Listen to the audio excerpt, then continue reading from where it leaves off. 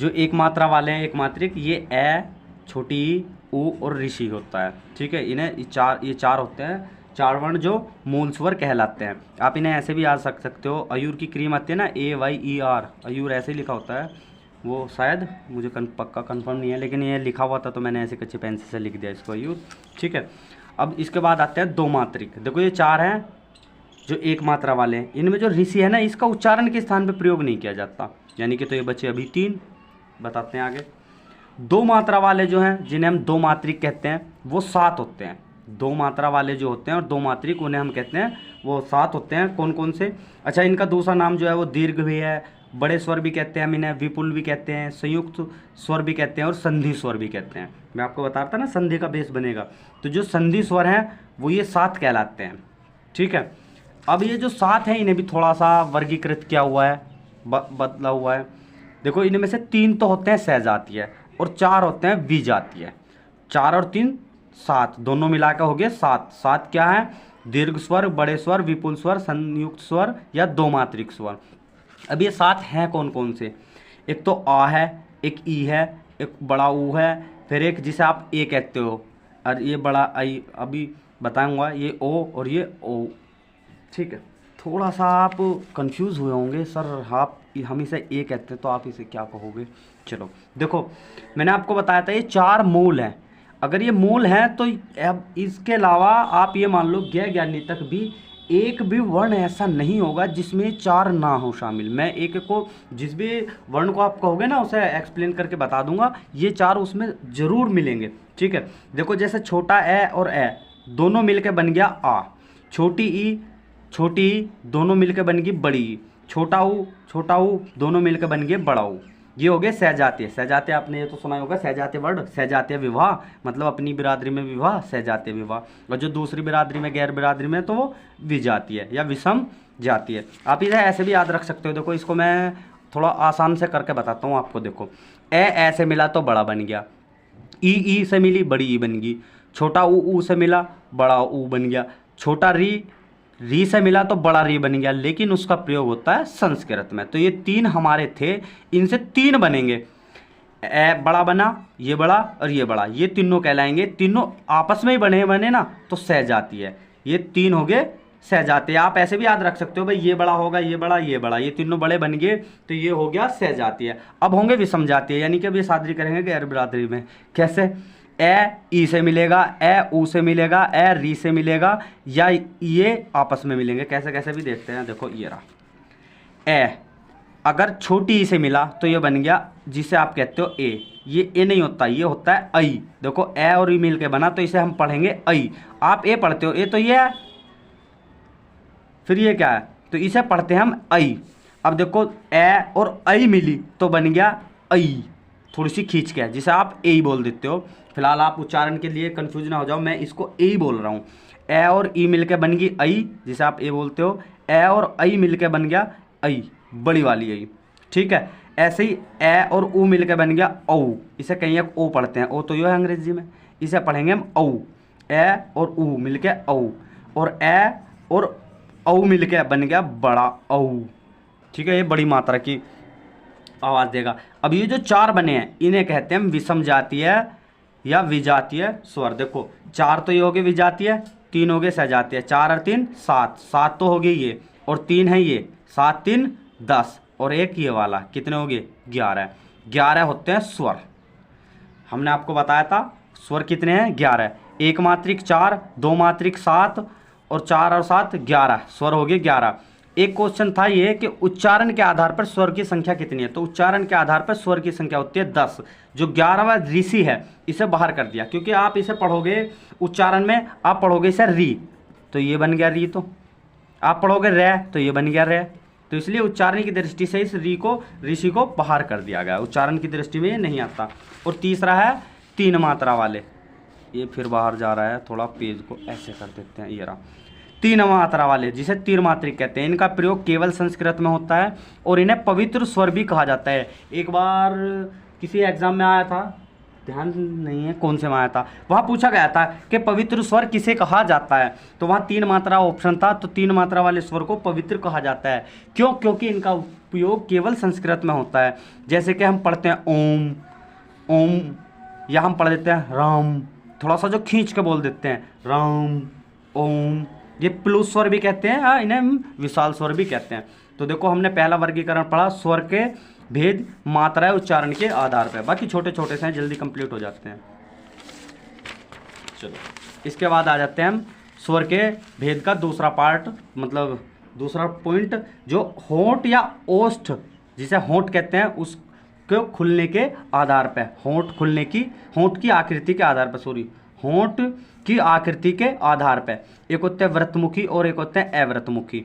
जो व्रतमुखी हैं वे ये हैं, याद कर लेना, और जो अव्रतमुखी हैं वो ये हैं। 4 और 3 7 हो गए टोटल 11। जो आ है ये, इसे कहते हैं आगत स्वर। ये मतलब जितने भी शब्द स्वर के ऊपर ऐसे लिखा होता है ना, वो आगत है, यानी कि वो हिंदी के शब्द नहीं है। जैसे आपने कॉलेज में लिखा देखा, ये सब विदेशी स्वर है। मतलब जैसे कॉलेज है, कॉलेज तो इंग्लिश भाषा का शब्द है, हिंदी में तो विद्यालय कहते थे हम उसको। तो यानी कि जिसके ऊपर केवल ऐसा बना हुआ है, जैसे ये लगा हुआ, ये है सारे विदेशी। और अगर इसके ऊपर बिंदी लगा दी तो ये बन जाते हैं तद्भव शब्द। ठीक है, वो जब उस टॉपिक पे पहुंचेंगे तब एक्सप्लेन करेंगे। फिलहाल के लिए आप इतना समझ लो, ये जो आ के ऊपर चांद, केवल चांद है, बिंदी नहीं है, इसे कहते हैं आगत स्वर।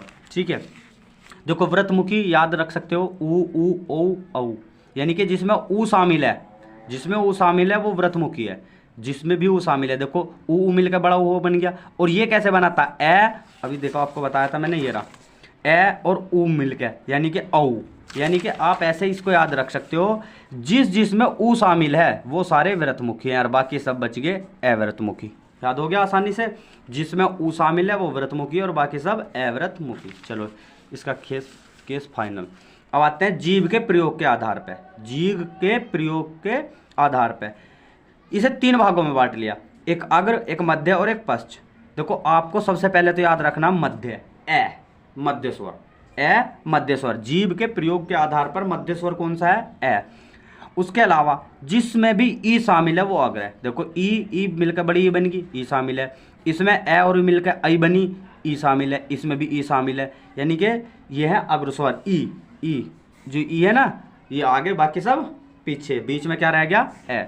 ई आगे, बीच में रह गया ए और बाकी सब पीछे, यानी कि बाकी जो है 5 स्वर कहलाते हैं। और आ ये साथ ही साथ चल रहा है आगत स्वर जो है। ठीक है ना। अच्छा हाँ, एक चीज़ और ये है, मैंने एक बुक में पढ़ा लिखा था, जो संस्कृत का शब्द है ना बड़ा वाला ऋषि, ये जीव के 3 भागों से एक साथ बोला जाता है। यानी कि ना इसे आग्र कह सकते, ना मध्य कह सकते, ना पश्च कह सकते। ठीक है, तो ये 10 होते हैं यहाँ, एक ऋषि मिला के फिर से 11 हो गए। ठीक है ना। चलो भाई, अब आते हैं मुख द्वार खुलने के आधार पर। मुख द्वार खुलने के आधार पर 4 होते हैं। देखो इन्हें रटना ही पड़ता है दोस्तों, इनकी कोई खास ट्रिक नहीं है। अगर आपको कुछ से खुद से बनानी है तो बना लेना। विवृत, मुख द्वार पूरा खुला होता है। अब अर्धवृत, आधा खुला रहता है, फिर आधा बंद। अरे एक ही मतलब ना बैठता है, जब आधा खुला है तो आधा तो बंद ही होगा, लेकिन भाई जैसा लिखा हुआ है वैसा पढ़ रहे हैं हम। संवृत, लगभग बंद। आप इनको रट के ही काम चलाना। 10 ये और 11वां ये, री का वर्णन नहीं मिलता मुख द्वार खुलने के आधार पर। और 5वां है हवा के बाहर निकलने के आधार पर, यानी कि मुंह से और नाक से जो हवा एक साथ बाहर निकलती है उसके आधार पर। ये 2 तरीके के होते हैं, एक निम्नुनासिक, एक अनुनासिक। निम्नुनासिक मौखिक, केवल मुंह से, यानी कि जब केवल मुंह से हवा निकलती है तो ये कहलाते हैं निम्नुनासिक। और अनुनासिक वो जब हवा नाक से भी निकलती है, वो होते हैं अनुस्वार और पंचमाक्षर। ठीक है ना। ये लिखे हुए हैं, इनको रटना ही पड़ता है दोस्तों थोड़ा सा। 2-3 बार आप पढ़ोगे या 2-3 बार आप वीडियो में ही सामने है देखोगे तो हो जाएगा क्लियर। छठा है घोष के आधार पर। छठा है घोष के आधार पर। स्वतंत्र तंत्रिकाओं में जो स्वतंत्र तंत्रियाँ होती हैं, इनमें श्वास का कंपन होता है। ठीक है, और जो सभी स्वर हैं वो होते हैं सघोष। इस पॉइंट को जब एक ये पेज आएगा अभी आगे, जब आप जिसमें आप ये पढ़ोगे स्वर स्पर्श व्यंजन, तभी इस पॉइंट को ज़्यादा अच्छे से एक्सप्लेन करेंगे, वरना कंफ्यूज हो जाते हैं। थोड़ा सा यहाँ करते फिर थोड़ा सा वहाँ करते। चलो भाई देखो, स्वर हो गया अपना कंप्लीट। अब तक हमने इस वीडियो में कितना किया है वो मैं आपको बता दूं। वर्ण का परिचय पढ़ा, वर्ण के भेद पढ़े, स्वर के भेद कंप्लीट हो गए। अब पढ़ेंगे हम व्यंजन और व्यंजन के भेद। व्यंजन और व्यंजन के भेद। देखो व्यंजन जब हम स्वर पढ़ा रहे थे तब हमने आपसे बताया था कि स्वर वे हैं जो स्वतंत्र रूप से बोले जाते हैं, अर्थात बिना किसी सहायता के बोले जाते हैं। तो व्यंजन वे होते हैं जो स्वर की सहायता से बोले जाते हैं, अर्थात इसमें ये स्वतंत्र रूप से नहीं बोले जाते। पहली हेडलाइन, स्वर के भेद 2, 3, 5, कब 2, कब 3, कब 5, वो साथ साथ पता चलेगा भाई, ठीक है। स्वर के भेद देखो जो मूल रूप से ज़्यादातर आपको याद रखने हैं वो 3 याद रखने हैं, क्योंकि देखो 3 को मैंने लाल कलर से लिखा हुआ है, ज़्यादा याद रखने हैं। 2 और 5 कब कब बैठेंगे वो बताएंगे। देखो एक तो होता है स्पर्श व्यंजन जिसे हम वर्गीय व्यंजन भी कहते हैं, दूसरा होता है अंतस्थ व्यंजन और तीसरा होता है ऊष्म या ऊष्माण व्यंजन। जीभ का स्पर्श वर्ग में बटे हुए, यानी कि स्पर्श व्यंजन क्यों, क्योंकि जीभ का स्पर्श होता है। और वर्गीय व्यंजन क्यों कहते हैं, क्योंकि वर्ग में बटे होते हैं, ठीक है। स्पर्श व्यंजन क्यों कहते हैं, क्योंकि जीभ का स्पर्श होता है। और वर्गीय व्यंजन क्यों कहते हैं, क्योंकि ये वर्ग में बटे होते हैं। देखो अभी वो बता रहे थे ना, इस डायग्राम को थोड़ा बाद में एक्सप्लेन करेंगे क्योंकि थोड़ा सा आपको कंफ्यूज करेगा। प्रयत्न प्रयास के आधार पर सघोष, अघोष, अल्पप्राण, वायुप्राण, वैसे इन्हें मैं याद कराने की भी कोशिश करूंगा। मैंने इनकी ट्रिक भी बनाई हुई है, महाप्राण की और अल्पप्राण की और सघोष और अघोष की, ठीक है। तो ट्रिक के लिए तो सर दूसरी वीडियो लानी पड़ेगी क्योंकि वो थोड़ी सी लंबी हो जाएगी या खिचड़ी पक जाएगी इसमें। मैं कोशिश ये करूँगा कि पहले आप इन सबको अच्छे से याद कर लो, फिर उसके बाद एक कभी भी टाइम निकाल के एक बीच में वीडियो डाल देंगे जिसमें ये सारी चीज़ों को एक ट्रिक के माध्यम से आपको याद करवाया होगा। क्योंकि मैंने ऐसे याद किया हुआ है, महाप्राण, दूसरा महाप्राण, प्राण को महा होने में 2-4 महीने लगते हैं, तो दूसरा और चौथा महाप्राण, बाकी बच गया अल्पप्राण, पहला, तीसरा, पाँचवा, ठीक है। सभी स्वर अघोष होते हैं और पहला दूसरा अघोष, पहला दूसरा अघोष, अघोष बाहर। चलो भाई अब आ जाते हैं स्पर्श व्यंजन, जो हमने पढ़े थे ना व्यंजन के भेद, कई बार हाँ जरा, व्यंजन के भेद स्पर्श, अंतस्थ और ऊष्म। इसमें हम सबसे पहले पढ़ेंगे स्पर्श व्यंजन। देखो जो आप पढ़ते हो क कबूतर से लेके और मैं तक, ये कहलाते हैं स्पर्श व्यंजन, ठीक है। ये 5 वर्गों में बटे होते हैं। देखो पहला, दूसरा, तीसरा, चौथा, पांचवा, 5 ये वर्ण है, वर्ग ये हैं, वर्ग ये हैं, कभी ना आप इसे वर्ग समझ लो। ये तो पहला अक्षर है, दूसरा, तीसरा, चौथा, पांचवा ये अक्षर है, वर्ग ये हैं। क वर्ग, च वर्ग, ट वर्ग, त वर्ग, प वर्ग। इसे आप एक साथ पढ़ सकते हो कचट तप, याद रखने के लिए, ठीक है। क्योंकि जब संधि पढ़ोगे ना आप पहला तीसरे में बदलेगा तब आसानी हो जाती है। तो इसको आप ऐसे याद रखना, कचट तप, क च ट कचट तप, इसे ऐसे याद रखना, गजड़ दब, ग ज ड द ब, गजड़ दब, क्योंकि पढ़ने में आपको आसानी हो जाएगी। फिर देखो क वर्ग में कौन कौन से, क ख ग घ अण, ऐसी च वर्ग में च छ ज, ऐसी ट वर्ग में प फ और प वर्ग में ये रे। देखो एक वर्ग में 5 व्यंजन है, एक वर्ग में 5 व्यंजन है, आप देख रहे होंगे 1 2 3 4 5, ठीक है। 5 ये 5 10 15 20 25, तो टोटल स्पर्श व्यंजन कितने हो गए 25। अब आप यहाँ 27 भी लिखा हुआ, ये जो 2 हैं ये भी बताएंगे आपको। तो देखो अगर पहला पूछ लिया जाता है, कई बार एक छोटा सा क्वेश्चन ही आ जाता है कि पहला वर्ग कौन सा है, क्या सबको पता है। अंतिम वर्ग कौन सा है, प, ये दिख रहा। दूसरा 5 वर्ग है और 5 ही वर्ण है, तो टोटल हो गए 25 वर्ण। प्रथम स्पर्श व्यंजन कै, अंतिम स्पर्श व्यंजन मैं, ठीक है। ये तो एक छोटी सी बात थी जो इसमें बता दी। एक आपने सुना होगा पंचमा अक्षर या अनुनासिक, जो भी पढ़ा था ना नीचे, नासिक के व्यंजन पंचम वर्ण, वो ये कहलाते हैं ये पांचों। ये पांचों जब भी आप बोलोगे तो आपको मुंह से जो हवा निकलती है वो नाक से निकलती है, थोड़ा हम नाक में बोलते हैं इसे। आप जब वैसे तो सारों को अने खल्ली कहते हैं इन तीनों को तो, लेकिन अगर आप देखो इसे कहते हैं अने, इसे कहते हैं इया, इसे कहते हैं नम, इसे कहते हैं नम, इसे कहते हैं इया, इसे कहते हैं अने। लेकिन हिंदी का थोड़ा सा इतना जो प्राइमरी के टीचर होते हैं वो इतना अच्छे से पढ़ाते नहीं हैं, तो जो चीज़ हम एक बार रट लेते हैं वही बार बार आती है, तो इसलिए हम भी कई बार हमारे मुंह से भी अने खाली निकल जाता है ये, ठीक है। और दूसरा स्पर्श और संघर्ष व्यंजन कठोर या कठोर वर्ण जो है ये अने को छोड़कर, इसको एक्सप्लेन तब करेंगे जब प्रश्न के आधार पर हम बताएंगे आगे, ठीक है। बीच बीच में इसलिए लिखे हुए होते हैं क्योंकि लिखे हुए तो यही हैं। अब आपसे पूछ ले, एक क्वेश्चन आ जाता है स्पर्श या संघर्षी व्यंजन किसे कहते हैं, ये वाले सारे हैं, यानी कि च वर्ग जो है च छ ज झ इया, ये स्पर्श संघर्षी व्यंजन कहलाते हैं। अब वो पूछ लेता है कठोर या ककर्ष व्यंजन किसे कहते हैं, तो ये ट वर्ग वाले हैं, ट ठ ड ढ अण, ये सारे ये हैं, ये इसीलिए इनके हमने सामने लिख दिया इस अण को छोड़ के, ये वाला जिसे नम कहते हैं हम, इस नम को छोड़ के बाकी सभी कठोर या व्यंजन कहलाते हैं। और ये पांचों क्या कहलाते हैं, कट वो स्पर्शी स्पर्श संघर्षी व्यंजन। ठीक है, अब देखो नासिक के व्यंजन मैंने आपको बता दिया। जो ये पांचों होते हैं ये आपस में बदल जाते हैं, ये पांचों आपस में बदल जाते हैं। जैसे कि आपने रामायण पढ़ा, रामायण की संधि आपने नहीं पढ़ी, समझ पाई होंगे कि कैसे होता है। तो अयन तो ऐसा होता है, राम अयन, तो ये लेकिन जब आप पढ़ते हो तो रामायण में हम लास्ट में आके इसको ऐसे करते हैं, तो ये नया आपस में बदल जाता है। बदलेगा कब और कैसे, वो तो जब हम संधि बताएंगे तभी बता सकते हैं आपको। ठीक है, 25 मैंने आपको बता दिए, 2 बच गए थे। 2 होते हैं उत्क्षेपित व्यंजन, एक डै और एक ढ। इनकी एक खासियत और होती है, ये किसी भी शब्द के प्रारंभ में उपयोग नहीं होते। सॉरी ये यहाँ है, थोड़ा सा मुझे देखना होता है। चलो हाँ, मैंने आपको बताया उत्क्षेपित व्यंजन, इनकी संख्या 2 होती है और एक डै और एक ढ। आपने देखा इनके ठीक नीचे बिंदी लगी होती है, इनके ठीक नीचे बिंदी लगी होती है। किसी भी शब्द के प्रारंभ में प्रयोग नहीं होते पहले। और दूसरी बात ये प्रारंभ में नहीं थे हिंदी में, ये बाद में विकसित हुए, इन्हें द्विगुण व्यंजन भी कहते हैं। हिंदी में विकसित व्यंजन थे, हिंदी के विकसित व्यंजन है, संस्कृत में नहीं थे।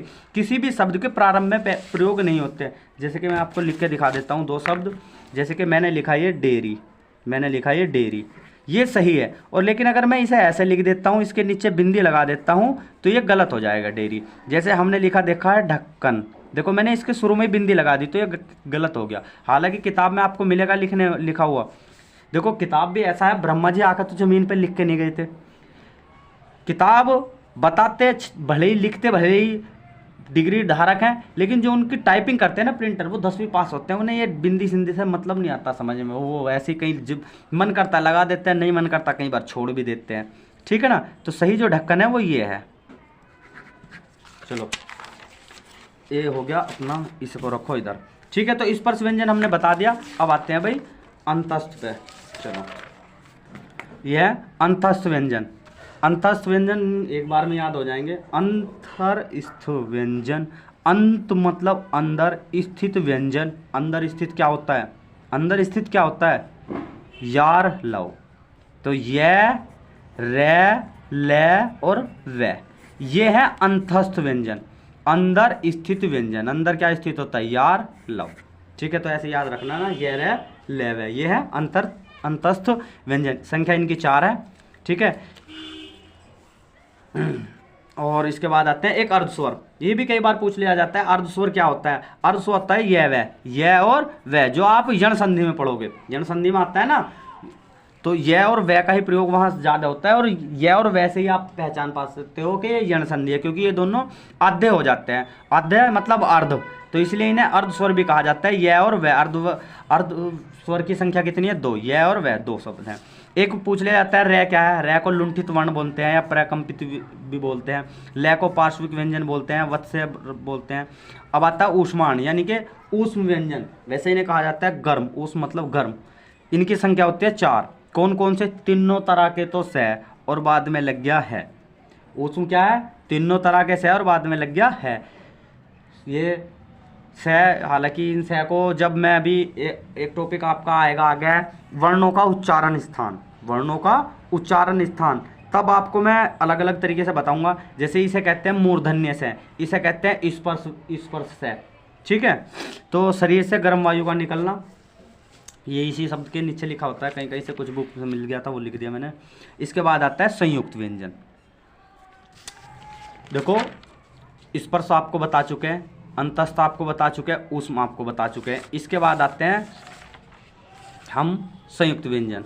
संयुक्त व्यंजन अर्थात संयुक्त रूप से जो बने हैं। जैसे आपने ये देखा होगा बना हुआ कै और शय मिल के बनता है, जय और यहाँ से बन के बनता है, तय और रै से मिल के बनता है, और एक श्रय जो बड़े शय और रै से मिलकर बनता है। हालांकि आपने देखा होगा द और ध मिला के, जैसे जो विद्यालय में लगा देते हैं, जो हम द्वित में लगा देते हैं, ये होते तो संयुक्त व्यंजन हैं, लेकिन इन्हें शामिल नहीं किया गया। संयुक्त व्यंजन केवल 4 को ही कहा गया है, जो ये लाल डब्बे में बंद है। यानी कि जो विद्यालय में बनता है और जो द और द्वित में बनता है वो शामिल नहीं है। द्वित व्यंजन इन्हें कहते हैं जो समान अक्षरों का योग दे। द और द मिल के बनता है। आपने कई बार देखा होगा, जैसे दिल्ली में बना हुआ है, ये ल और ल मिल गया, आधा ल, और ये कै और कै मिल गया। यानी कि द्वित और संयुक्त में अंतर क्या है, द्वित और संयुक्त में अंतर क्या है। देखो संयुक्त ये तो ये 4 है जो डिब्बे में आपको दिखाई पड़ रहे हैं। अब मैं आपको बताता हूँ द्वित। द्वित हमेशा अगर लैग मिलेगा तो ले से ही मिलेगा, इसमें ये आधा है, हलंत लग गया ना तो आधा, हम ऐसे जैसे लिख देते हैं ये दिल्ली। तो ये दो शब्द एक जैसे हैं, इसे कहेंगे हम द्वित, ठीक है ना। दे और दे में मिला देते हैं। अब देखो पूरी कहानी का सार आ जाता है। स्पर्श व्यंजन मैं आपको 5 बताए थे, स्पर्श व्यंजन मैंने आपको 5 बताए थे। इस डायग्राम को थोड़ा सा यहाँ लिख देता हूँ मैं। स्पर्श व्यंजन 5 बताए थे, 5 वर्ग के और 1 वर्ग में 5, तो टोटल हो गए 5 पंजे 25। अंतस्थ मैंने 4 बताए थे, अंत में स्थिर है यारलव 4, ठीक है। ऊष्मान गर्म 4 बताए थे, तीनों से और है 25 और 4 29 और 4 33, तो हो गया आपके ये 4 बताए मैंने, ये संयुक्त, ये जो 4 लाल डिब्बे में 33 और 4 कितने हो गए 37। 2 बताए थे मैंने ऊतक क्षिपित पीछे, तो कितने हो गए 33 और 4 37 और 2 39, और 2 हो गए अयोगवाह, कितने हो गए 41 व्यंजन ये आपके अयोगवाह जो मैं बता के गया था आपको विसर्ग के साथ जो बताए थे वहाँ, ठीक है। अब आ जाते हैं, देखो 41 तो ये और 11 हो गए स्वर, 41 ये और 11 हो गए आपके स्वर, 41 11 कितने हो गए 52। कहा यह जाता है कि वर्ण अधिकतर बुकों में आपको 52 ही मिलेगा, कि वर्णों की संख्या कितनी है हिंदी में, इंग्लिश को के डबल 26 दूनी 52, लेकिन 2 और जोड़ दिए जाते हैं। कई बार आपको क्वेश्चन ये मिल जाएगा हिंदी में कुल वर्णों की संख्या कितनी है, वहाँ 54 मान ली जाती है सही। एक तो एक कै के ऊपर लगा हुआ रे और एक पै में लगा हुआ रे, ये 2 एक्स्ट्रा जुड़ जाते हैं तो हो जाते हैं टोटल 54, ठीक है भाई। अब एक बार जरा 1 सेकंड रुक जाओ भाई दोस्तों, मैं ये देख लेता हूँ इसको अभी एक्सप्लेन करना है कि कब एक्सप्लेन करना है, अभी कर लेना है। चलो भाई इसे और एक्सप्लेन कर देते हैं, ठीक है। 1 सेकंड, देखो प्रयत्न या प्रयास के आधार पर, प्रयत्न या प्रयास के आधार पर हमने इन्हें बांटा हुआ है 2 भागों में, एक बाह्य और एक अभ्यंतर। अभ्यंतर में आता है विवृत, स्पष्ट, ईषद और ईपृष्ठ। इनके कहीं ज़्यादा योग जरूरत आपको पड़ती नहीं है, आपके पेपर में ये आते हैं, तो इसलिए आप थोड़ी देर के लिए इन्हें इग्नोर कर सकते हो। बाह्य जो होते हैं वो 2 तरीके के होते हैं, एक तो घोष के आधार पर और एक प्राण के आधार पर, एक घोष के आधार पर और एक प्राण के आधार पर। प्राण के आधार पर 2 होते हैं, अल्प प्राण और एक महाप्राण, अल्प प्राण और एक महाप्राण। महाप्राण प्रत्येक वर्ग का दूसरा और चौथा, प्रत्येक वर्ग देखो ये वर्ग है ना 4 5, प्रत्येक वर्ग का दूसरा और चौथा, ये क्या कहलाएंगे महाप्राण, दूसरा और चौथा। याद कैसे रख सकते हो आप इन्हें, सीधा सीधा कहना, प्राण को अगर महा करना, प्राण को अगर महा करना तो 2-4 महा लगेंगे, प्राण को महा करना तो 2-4 महा लगेंगे, अर्थात दूसरा और चौथा महाप्राण में आते हैं। तो जो बच गया वो सारे अल्प प्राण। कौन कौन सा बच गया, पहला, तीसरा और 5वां अल्प प्राण महाप्राण का केस फाइनल। चलो अब आ जाते हैं घोष पे। घोष 2 तरीके के होते हैं, सघोष और अघोष। देखो पहला दूसरा अघोष, पहला दूसरा अघोष, बाकी सारे सघोष। अब एक स्वर और होते हैं, जितने भी स्वर हैं वे सारे सघोष हैं, और जितने भी स्वर हैं, हालांकि वो स्वर तो सारे सघोष होते हैं, लेकिन अल्प प्राण महाप्राण के लिए मैं एक टेबल बनाता हूँ, ताकि मैं उन्हें जिस तरह से मैंने याद किए थे उसी तरह से मैं आपको याद करवाता हूँ, क्योंकि वैसे आप थोड़े से कंफ्यूज हो जाओगे। ठीक है दोस्तों, इस वीडियो की PDF फाइल आप वीडियो के डिस्क्रिप्शन बॉक्स से टेलीग्राम में जुड़ के मुझसे प्राप्त कर सकते हो। ठीक है, एक बार मैं इसकी समरी दे देता हूँ कि क्या क्या बकवास हमने करी। अब हाँ, खिचड़ी सी पक जाती है कई बार दिमाग में। चलो क्लियर कर देते हैं। अब देखो, अपना लुसेंट हिंदी का दूसरा चैप्टर है हिंदी वर्णमाला। इसमें हमें ये टॉपिक देखने हैं, पहले परिचय, वर्णों के भेद, स्वर के भेद और व्यंजन के भेद। हालांकि ये 3 रह गए, हम इन्हें कल करेंगे नेक्स्ट वीडियो में। ये वर्णमाला परिचय हो गया, वर्ण के भेद 3 यहाँ बता दिए, और उसके बाद हमने पढ़ा स्वर के भेद। स्वर के जो 6 भेद, 6 तरह से स्वर को हमने वर्गीकृत किया था, वो ये था, एक मात्रा के आधार पर, फिर उसके बाद होंठ खुलने के आधार पर, जीभ के आधार पर, मुख द्वारा और हवा निकलने के आधार पर। फिर हमने व्यंजन पढ़ा, व्यंजन क्या बला है, और फिर व्यंजन के प्रकार पढ़े। ठीक है ना, ये रहा व्यंजन के प्रकार। अब देखो, इसमें नेक्स्ट वीडियो में आपके लिए क्या रह गया है वो मैं आपको एक बार दिखा देता हूँ, और आप चाहो तो स्क्रीनशॉट ले लेना, बाद में काम आ जाएगा। एक तो है वर्गों का उच्चारण स्थान। में थोड़ा सा ये लो, वर्गों का उच्चारण स्थान। आप इसे ऐसे भी याद कर सकते हो, शायद पूरा पहुँच गया होगा कि कौन सा वर्ण कहाँ से बोला जाता है, उच्चारण स्थान। ठीक है ना, ये देखेंगे नेक्स्ट वीडियो में। अगली वीडियो में हमें एक तो ये देखना वर्णों का शब्द क्रम में कर्म और व्यंजन के रूप। ठीक है दोस्तों, तब तक के लिए आराम से रहो, वीडियो को ध्यान से देखना और पढ़ लेना, 1-2 बार रिवीजन कर लेना, बाकी आपकी मर्जी है। पसंद आवे तो लाइक कर दियो, चैनल को सब्सक्राइब कर दियो, नहीं तो भैया जयराम जी की। मिलते हैं फिर अगली वीडियो में। धन्यवाद दोस्तों।